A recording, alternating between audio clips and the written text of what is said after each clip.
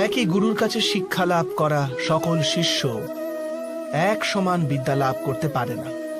সকল শিষ্যকে গুরুর বচন শুনতে দেখা যায় ঠিকই, তাকে পূজা করতেও দেখা যায়, কিন্তু তারা সমান বিদ্যা লাভ করতে পারে না। কখনো ভেবে দেখেছেন কেন এমন হয়? সত্য তো এটাই যে বিদ্যা লাভে অসমর্থ শিষ্য সমর্পণের ভান তো করে, কিন্তু সমর্পণের বাস্তবিক অর্থ বুঝতেই পারে না।